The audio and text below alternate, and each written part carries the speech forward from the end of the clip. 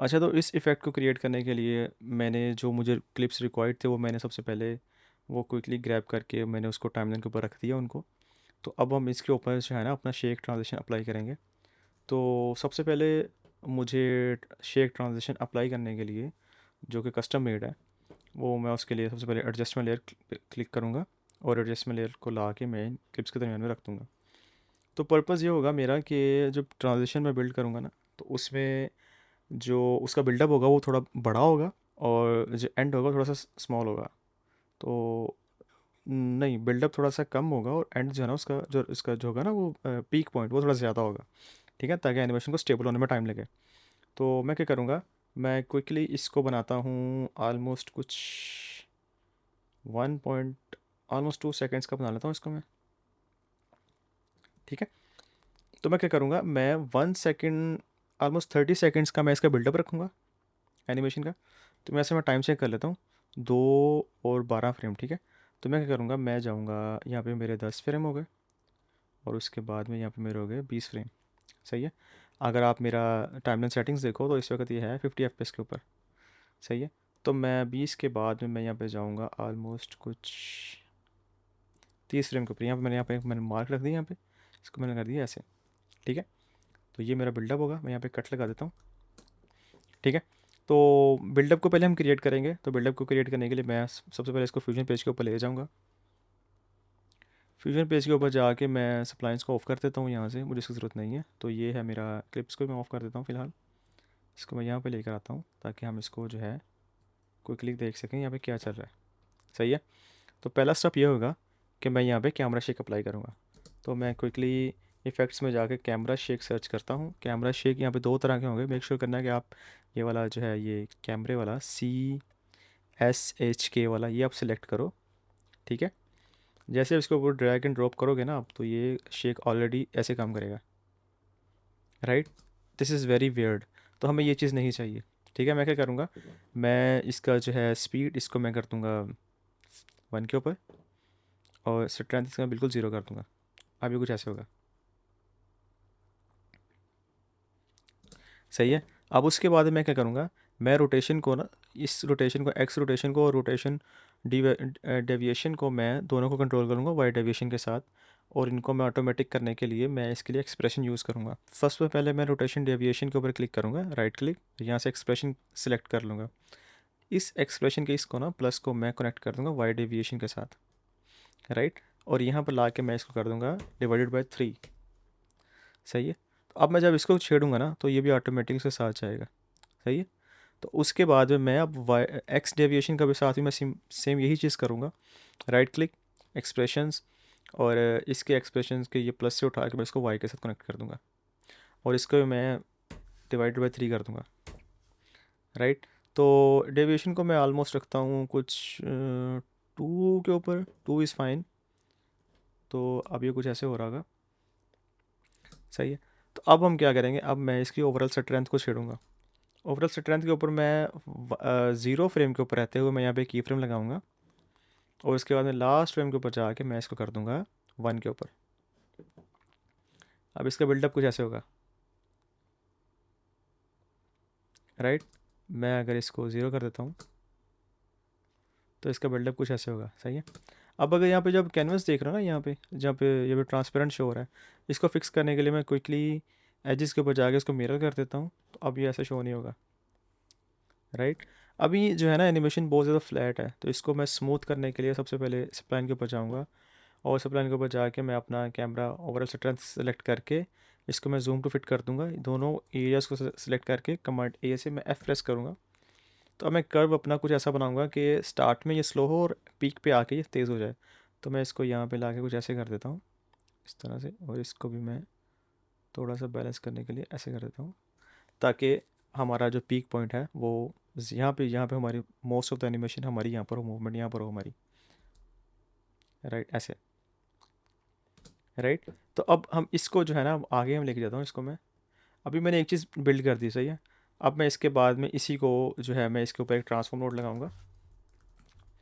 Transform node के ऊपर मैं इसको सिलेक्ट करने के बाद यहाँ से मैं इसका जो है वो जूम इन इफेक्ट लगाऊंगा इसके ऊपर मैं हल्का सा। तो वैसे ही मैं ज़ीरो पे जाऊँगा, ज़ीरो पे मैं इसको साइज़ को 1 ही रखूँगा, लेकिन मैं लास्ट फ्रेम के ऊपर आके इसको मैं कर देता हूँ 1.4, आई गेस 1.5 इज़ फाइन। हाँ, 1.05 कर देता हूँ, ठीक है। तो सेम मैं इसी पैटर्न को फॉलो करूँगा यहाँ पर भी। मैं इसको ट्रांसफॉर्म को सिलेक्ट करूँगा, कैमरा को मैं फ़िलहाल के लिए ऑफ़ कर दूँगा। जूम टू फिट करने के बाद मैं यहाँ से दोबारा कमांड ए, स्मूथ, सेम उस चीज़ को मैं यहाँ पे लेकर आऊँगा ऐसे। इसको मैं थोड़ा सा मैं यहाँ से बढ़ा दूँगा, अभी कुछ ऐसे हो जाएगा, राइट। अभी हमारी दो चीज़ें हो गई हैं।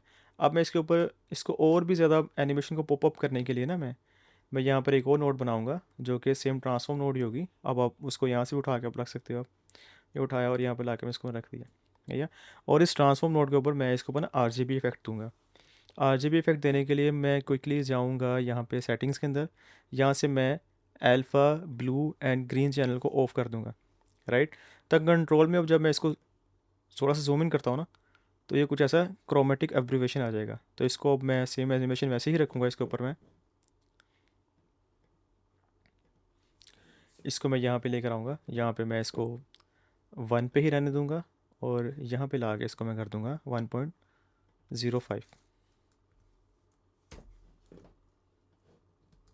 अब ये कुछ ऐसे होगा, राइट।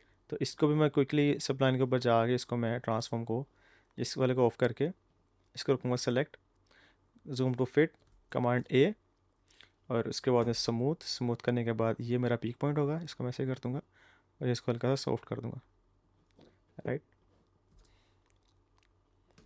अब इसके बाद लास्ट नोड में बनाऊँगा इसके ग्लो के ऊपर, तो ग्लो को मैं सेलेक्ट करूँगा, ग्लो को वाला ये, इसको यहाँ से ला के ना मैं इसके जो ब्लेंड है उसको मैं थोड़ा सा कंट्रोल करूँगा। मे बी स्टार्ट में इसको ज़ीरो रखूँ, राइट, और लास्ट फ्रेम के ऊपर आके मैं इसको थोड़ा सा बढ़ा दूँगा इतना कि ये अच्छा लगे, आलमोस्ट कुछ आई गेस 0.8 इज़ फाइन। तो मैं इसको भी सब प्लान के ऊपर जाके सिलेक्ट करूँगा ग्लो को, ट्रांसफॉर्म को मैं डीसेलेक्ट कर दूँगा, फ़िलहाल मुझे ग्लो चाहिए सिर्फ। Zoom to fit, command A, F, हमारा कर्व एग्जैक्टली वैसा ही होगा जैसे पहले था। ये कर्व ऑलमोस्ट सेम है, थोड़ा सा डिफरेंस भी होगा तो कोई बात नहीं। तो अभी हमारा जो बिल्डअप है वो हमारा रेडी हो गया, राइट। अब हम इसके ऊपर जो है ना, हम इसका जो पीक पॉइंट है ना उसको हम रेडी करते हैं।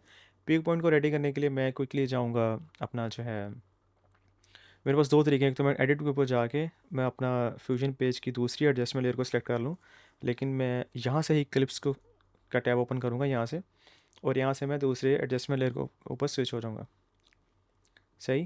तो अब ये मेरे पास ये दूसरा एडजस्टमेंट लेयर आ गया है। अब इसके लिए जो है मैं अपना पुरानी एडजस्टमेंट लेयर, मेरे पास दो तरीके हैं यहाँ पे, या तो मैं दोबारा सारा कुछ क्रिएट करूँ, या तो मैं यहाँ पे 1 बाय 1 चीज़ें ला कर ना उसको सेट कर दूँ, क्योंकि मुझे बेसिकली इसको रिवर्स करना है। तो रिवर्स करने के लिए मैं एडजस्टमेंट लेयर के ऊपर आऊँगा। सबसे पहले मुझे ये चीज़ चाहिए, मैं ये सब उठा लेता हूँ, ठीक है, कमांड सी, और एडजस्टमेंट लेयर के ऊपर ला मैं यहाँ पर लाके इसको पेस्ट कर दिया।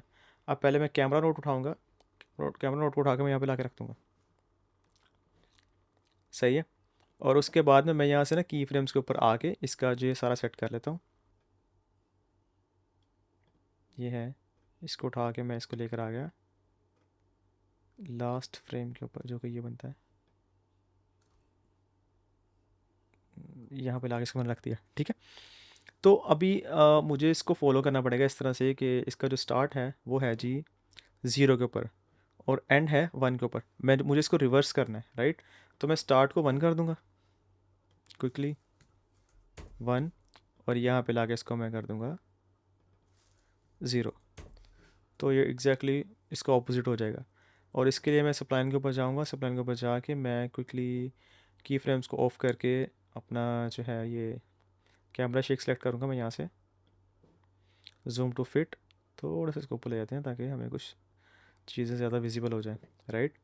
तो जूम टू फिट करने के बाद मैं इसको उठाऊँगा दोबारा से, इसको मैं जो है पहले तो इसको मैं सिंपल करूँगा कर्व के ऊपर ला के, इसके बाद इसको मैं स्मूथ कर दूँगा एफ, राइट। अब मुझे यहाँ से वो चीज़ लेकर आनी है, राइट, बिल्कुल इसके ऑपोजिट साइड पे, ठीक है।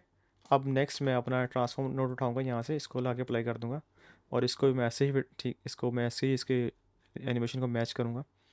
ये है मेरी ट्रांसफॉर्म नोड 1, उठाया इसको, यहाँ से उठा के लाके इसको मैं रख दिया इसके ऊपर, राइट। तो ट्रांसफॉर्म नोड के ऊपर भी सेम ऐसा ही होगा, स्टार्ट में ये 1 है और लास्ट फ्रेम है इसका 1.05, तो स्टार्ट वाला पॉइंट इसका 1.05 हो जाएगा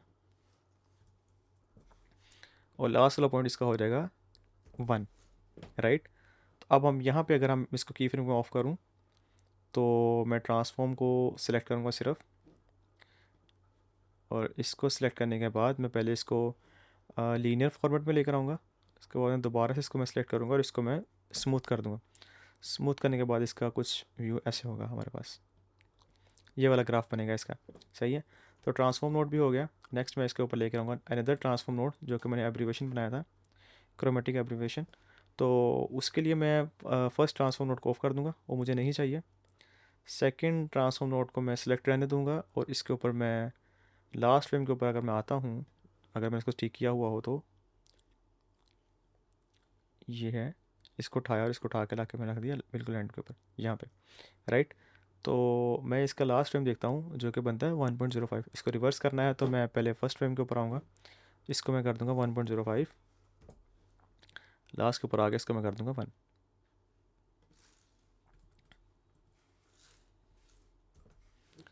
रिवर्स हो गया। अब सेम इसको मैं जो है इसको सिलेक्ट करूँगा दोनों फ्रेम्स को, पहले मैं जूम टू फिट कर दूँ इसको, दोनों को सिलेक्ट करके पहले मैं इसको लीनियर कर दूँगा, उसके बाद दोबारा से इसको मैं सिलेक्ट करके स्मूथ करने के बाद इसको मैं लेकर आऊँगा नीचे यहाँ से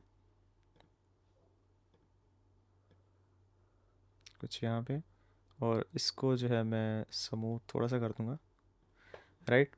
और इसके बाद हमारे पास लास्ट हमारे पास ग्लो आ गया है, तो ग्लो को उठा के मैं ऐसे ला के रख दूँगा।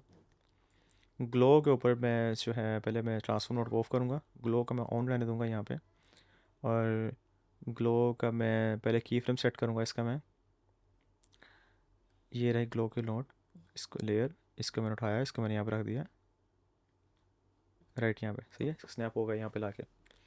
अब उसके बाद मैं अपने सप्लाइन के पास आऊँगा, सप्लाइन पे आने के बाद मैं इसको दोबारा से जूम टू फिट करूँगा, यहाँ से दोनों लेयर्स को सिलेक्ट, दोनों ही पॉइंट्स को सिलेक्ट करके पहले उसको मैं लीनियर करूँगा, राइट, फिर उसको स्मूथ कर दूँगा, सॉरी। तो स्मूथ करने के बाद मैं इसको क्विकली जो है इसके ऊपर मैं उसी ग्राफ को फॉलो करूँगा,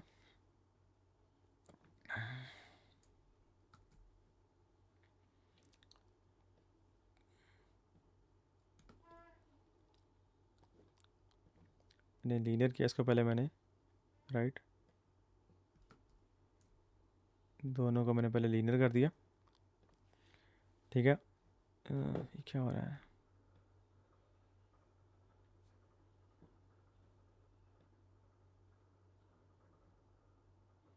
ओ या, तो पहले मैं इसका जो है मैंने इसको पहले ही लीनियर कर दिया था। तो सबसे पहले तो मैं इसको इसके मैं पॉइंट्स को चेंज करूँगा, क्योंकि हम इसको रिवर्स कर रहे हैं। तो ये इस वक्त एंड पर आके 0.8 हो रहा है, जबकि इसको होना ही चाहिए था कि स्टार्ट पे ये हो 0.8 यहाँ पे, राइट, और यहाँ पर आके ये हो जाए 0, कुछ इस तरह से, ठीक है। अब मैंने इनको सेलेक्ट किया, इसको मैं पहले इसको लीनियर करूँगा, देन इसको मैं स्मूथ कर दूँगा प्रेसिंग F। तो मैं इसको उसी स्टाइल में मैं लेकर आऊँगा जो हमारे पास चाह रहा है। मैं इसको करता हूँ यहाँ पे, इसको यहाँ पे रख देता हूँ, क्योंकि पीक पॉइंट है ना ये वाला, और ट्रांसफॉर्म नोड जो एब्रीवेशन वाला है ना, उसको भी मैं यहाँ पे ला के ऐसे ही कर देता हूँ।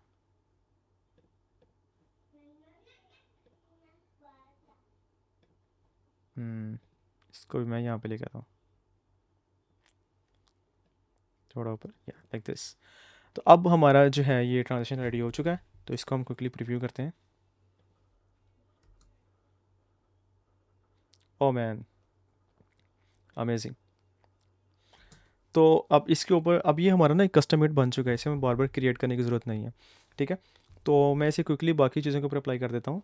ये मैं यहाँ पे से कॉपी करूँगा और यहाँ पे ला के ना इसको बिल्कुल इसके एज के ऊपर जहाँ पे ये ट्रांजिशन क्लिप चेंज हो रहा है वहाँ पे ला के रख दूँगा इसको मैं, इसके ऊपर मैसेज करूँगा और लास्ट के ऊपर भी मैं ऐसे ही करूँगा, राइट।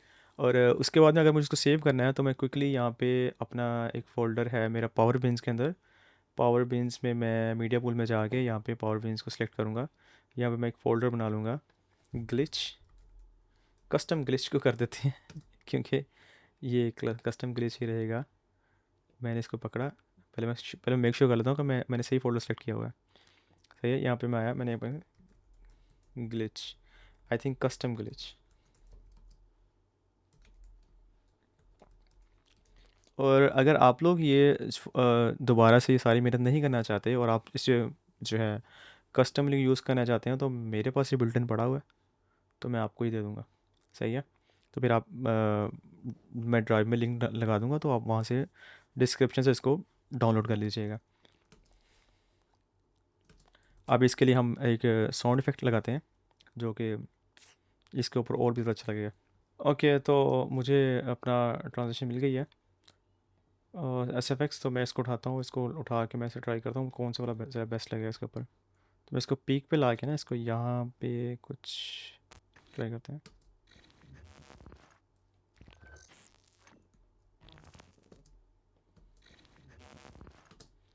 मुझे तो ये फर्स्ट वाला अच्छा लगा है, तो मैं इसको ना यहाँ से थोड़ा सा स्टार्ट में इसको मैं फेड आउट कर देता हूँ, फेड इन कर देता हूँ। ये मेरा पीक पॉइंट बन रहा है, और यहाँ से मैं इसको फेड आउट कर देता हूँ, तो ये कुछ ऐसे बैठेगा। Oh man, amazing.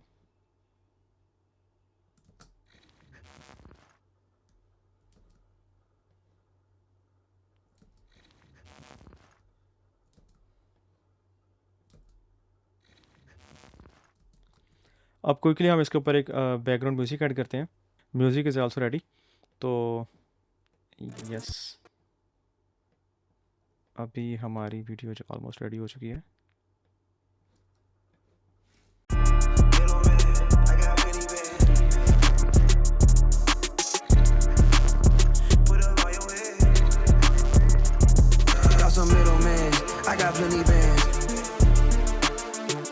So that's it for today. I hope you guys like the video और आपको कुछ सीखने को मिला होगा। अगर आप इस तरह का कंटेंट देखना चाहते हैं और भी ज़्यादा DaVinci Resolve से रिलेटेड टिप्स एंड ट्रिक्स सीखना चाहते हैं, तो मेरे चैनल को सब्सक्राइब कर लीजिए और बेल आइकन को ज़रूर प्रेस कीजिएगा। और मैं कोशिश कर रहा हूँ कि हर वीक में एक लाइव स्ट्रीम हो, और लाइव स्ट्रीम में आपको प्रॉपर एडिटिंग सिखाई जाए, और उसके ऊपर आपके लाइव क्वेश्चन आंसर्स जो है वो लूँ और उनको जो है उनको आंसर करूँ। सही है, thank you so much, take care, bye bye.